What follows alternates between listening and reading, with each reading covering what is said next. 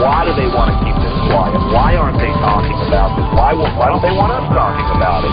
And you can only come to the conclusion that they're hiding something. Now, do you believe that this is a full-scale secret operation that includes not only the U.S. but Europe and the rest of the world? Well, that's apparent because you can see the pictures from all over the world, and I get them constantly. Some areas are worse than others. The excuse for this is, number one, weather modification, number two, to save us from global warming, and number three, to save us from the terrorists. A lot of these programs, of which there are many patterns and which has been designated as wake vortex simulation carried out by NASA Langley Research Center, many of these operations and the patents go on to explain how if there is a biological attack by terrorists at some point, that these exercises and practices will, in a sense, save us with the spider webbery that comes down from the aerosol spraying, potentially gathering the chemical mass spray that could be sprayed on any given population. The problem with that is the terrorists don't have the means to deliver this. They don't have the access to deliver this over the American populace, per se, and the only people who have been doing this, that is biological experiments on the American people, is the military themselves, which has been admitted from everything from Operation Shad to the spraying that happened in San Francisco, I believe back in the 60s and the 70s, to literally kill people. Again, I may not be able to ascribe intent, but what I can say is that it is expected that there will be increased mortality as well as the potential of a huge host of unknown pathogens that we are subject to, and this is not based on speculation. There's a whole arena of biological research that we haven't even begun to touch on. Could a strange substance found by a Southwest Arkansas man high levels of variants found in our sample? We decided to contact the Louisiana Department of Environment. The official explanation here is that jet contrails are causing strange lines to show and variants in the body. Short-term exposure can lead to anything from stomach to chest pains. Long-term exposure causes blood pressure problems. Ryan addressed concerns by chemtrail researchers that variant could be meant to wear down a person's immune system. We're talking about dominating our air supply without the human consent in a way that is difficult for many of us certainly to conceive, and certainly many of us refuse to accept it even in the light of sufficient and overwhelming evidence.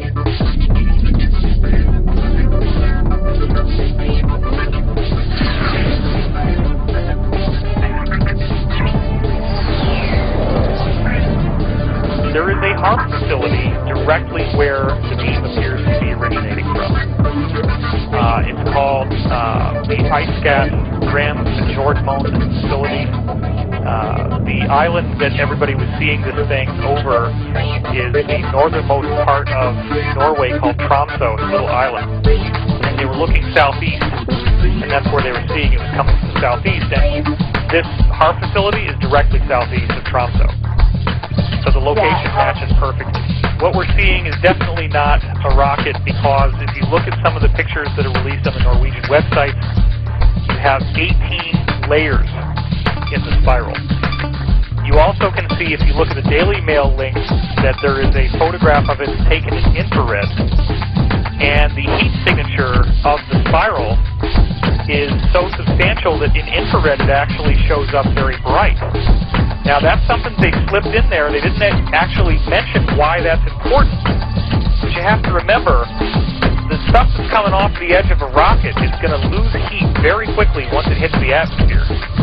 You would need viscosity more like motor oil or chocolate pudding to have something that can resonate enough to create waves that are 18 layers thick. It's not going to happen in the atmosphere from a regular rocket. It's not. The conventional explanation is actually laughable. But of course, the other big part of the story is that at the end, you see this black hole that shows up. The spiral turns into a black hole, which widens very substantially. There's one video in particular see this black hole make a very sudden, wide movement. And it's very, very obvious when you look at this that what you're seeing is some kind of projection from the ground. The problem is the infrared signature is so high in terms of the amount of heat coming off of this thing that you would literally need not kilowatts of power, but gigawatts of power in order to run something that would generate that much light and that much temperature. And of course, HAARP facility would have just the right amount of power mapped into it already to be able to use for a purpose like this. I will say that I also got an email from an insider. All I can say is she's very knowledgeable, and she said in no uncertain terms, this is blue beam. This is exactly what it does, what it looks like, it's blue beam. So if that's true, then the spiral is only one of any of a variety of things that they could do with it, which I would agree with. I think that these mystery halos that you've seen over Russia, and I believe there was also one in somewhere around Bosnia, they are obviously UFO-like in the way they look, and they are bright glowing rings in the air which have been filmed by people in their cars and put on the nightly news in Russia to the effect of making people ask the question, hey, do you think this is a UFO? The missile story might be like a comfortable place that you can reside in for a while to kind of like keep your worldview from falling apart. But I see this very much as people trying to knock down the wall and get to the truth of what's really going on with disclosure here. I have found video of this exact same spiral thing that showed up in Norway, but there's videos of it from 2006 in Russia, and there's a video of it in China published in April 2009 on the internet. Now that doesn't mean it was made in April 2009, that just means that we know that it can't be any newer than that.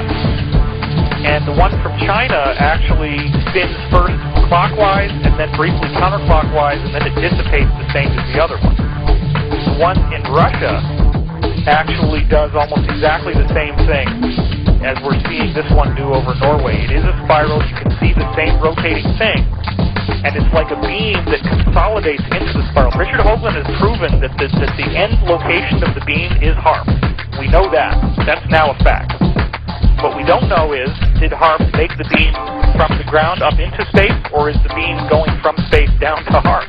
The point that I want to make on that front is that we've seen other examples before of UFOs appearing over such things as nuclear missile installations, and even in the air, riding alongside missiles as they're being tested. Could this also be something that was perhaps offsetting HAARP-based electromagnetic mind control? This is obviously related to disclosure. We've had very high-level sources telling us something is going on. They're getting ready to make an announcement. Years ago, many years ago, back in 1972, I was sitting at my desk at about 4:30 in the morning at the headquarters of the Commander-in-Chief of the United States Pacific Fleet, arranging the information that had come in over the last 24 hours into a logical order so that we could prepare a briefing for the Admiral and his staff, which would take place later that morning. Among the papers I found on my desk was a document entitled